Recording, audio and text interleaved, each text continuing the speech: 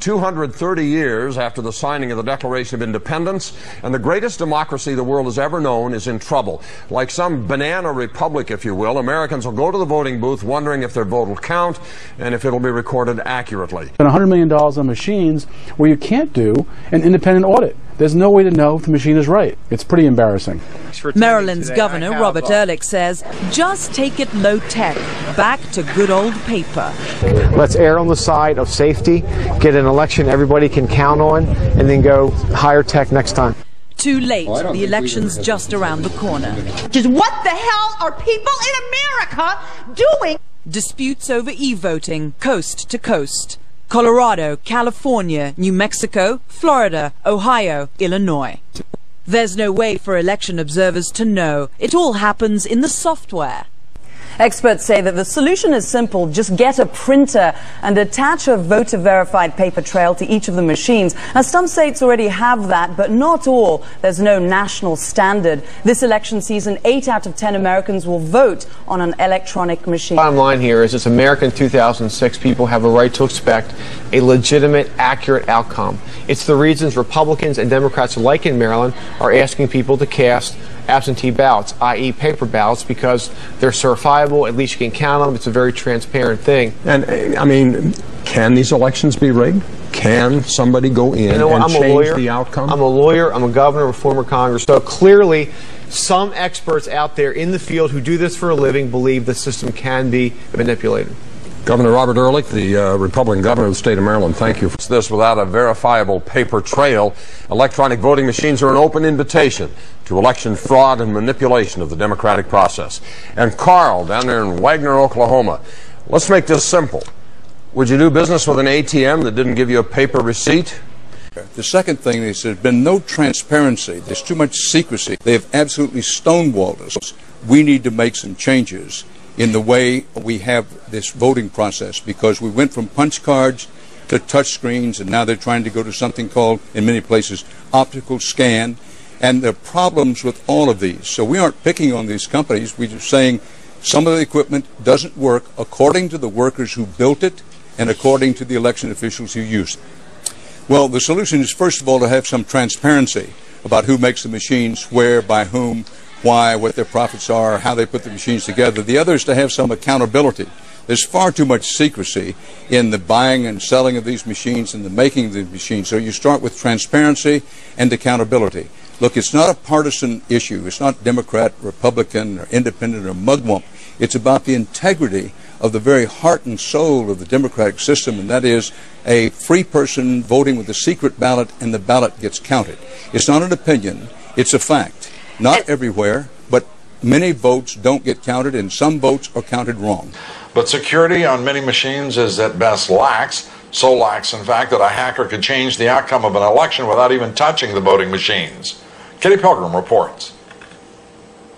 In an election, wireless voting machines are at the biggest risk for voter fraud. According to the recently released Brennan report, someone with a handheld device like a Palm Pilot or other personal digital device could alter a vote in a computer on election day. Voter activists are concerned. You can change the software, you can infect the system with a virus. There's all sorts of ways that you can affect these machines using these infrared ports and other wireless devices.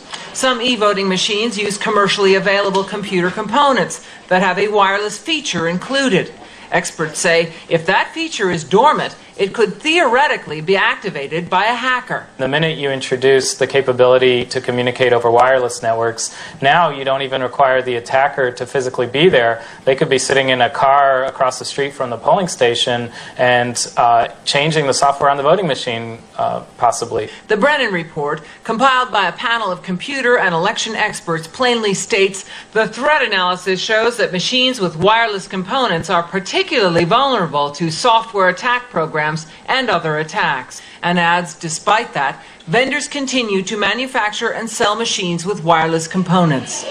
2 states, New York and Minnesota, have banned voting machines with wireless technology.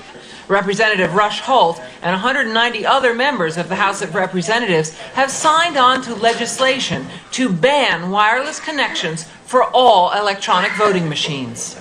All of the kinds of voting systems out there can be tampered with. Votes could be lost or stolen. Secondly, that that it is an urgent problem. This is not some sort of theoretical problem that might happen someday in the future, but that it is urgent. Holt says it's not too late to intervene for the November elections, but time is running out. The Federal Oversight Committee on Elections allows wireless voting technology, but not all members of that panel were convinced it was safe. Some members of that panel expressed concerns, but still, federal guidelines currently allow it, Lou. Amazing. Thank you very much, Kitty Pilgrim. Are the electronic voting machines used across the country vulnerable to hacking? It takes only a few seconds to insert a computer virus into this voting machine. But how technologically savvy do you have to be a hacker to do this? I mean, you have to be able to write computer programs, which a lot of people can do. Sure. You need to be able to open up this door on the side, which anybody can do, and that's about it. All right, let's see how it works. Yeah, you want to show me, if I'm voting, what happens, how it goes wrong, you say? So we have set this machine up. We've infected it with our virus in advance. And we're running a simulated election here between George Washington and Benedict Arnold. All right. It takes a minute. Loading base. All right, start. I'm voting for George Washington. Okay, cast ballot. There you go. Okay. All right. Now I'm going to cast a third vote, also for George Washington. All right. Well, we're going to watch just to make sure. All right. Watch very carefully. Loading ballot. You're starting. You're voting for George Washington. Okay, good enough. And then you cast your ballot. So there should be 3 votes for George Washington. 3 votes for George Washington. What are we going to see? But because you have infected this machine with a virus, perhaps George Washington will not be the winner. Perhaps right. All right, so now you're putting in the supervisor. 1 vote for George Washington and 2 for Benedict So Arnold. you're saying that hackers would have had to have done this before people voted. They would have had to have infected it with a virus, and then it skews the results. Before Election Day? Oh, my goodness. Anytime before Election Day. Ed Felton, Professor of Computer Science at Princeton, we thank you very much. By the way, when we come back, we're going to read the statement from Diebold. They say, the maker of this, they say, flawed information. You saw it working. Thanks, Wolf. Colorado's November election, the midterms, is, quote, headed for a train wreck. So says a lawyer who wants to have computer voting banned from the upcoming midterm elections. He's representing the plaintiffs in a lawsuit to stop the use of electronic voting machines. According to a deposition in that case, a state employee says he certified some voting computers in about 15 minutes, even though he has no training in computer science. That'd be like me trying to certify them. Further, the plaintiffs say an expert would need no more than 2 minutes to reprogram the machines and distort the vote count. That's comforting. The Deputy Attorney General says Colorado is safe from any tampering because the state requires a printout of each computer ballot.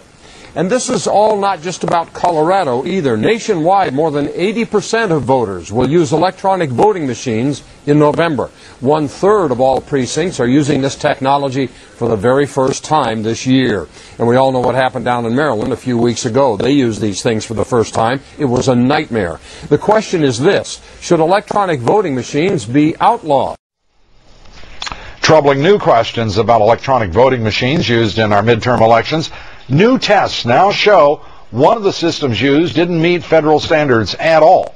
But that didn't stop some states from using those machines anyway. ES&S brushed aside the concerns in a letter to New York election officials, saying federal standards were an arbitrary guideline. ES&S also admitted to election officials that other states used the software anyway. Last November, 25 states used ES&S machines that use this software. But they say they made the modifications in the code and will begin testing it anyway. And who will be testing it? ES&S, of course, yes. Exactly. This is not funny. It's really disturbing. It's just hard to imagine where this government is headed. It can steal votes, and it can cover its tracks so that the theft cannot be detected. At this point, the election worker can perform so-called logic and accuracy tests that are supposed to determine whether the machine is functioning correctly. Logic and accuracy testing is essentially a pretend election. The worker casts pretend ballots, and then the machine counts the pretend votes. The election worker makes sure that the pretend count is correct. Our vote-stealing software can tell that the worker is doing logic and accuracy testing, so this is not a real election. It allows the pretend votes to be counted correctly, so that the machine passes the test. Everything still looks normal. Now the election worker tells the machine to start the election.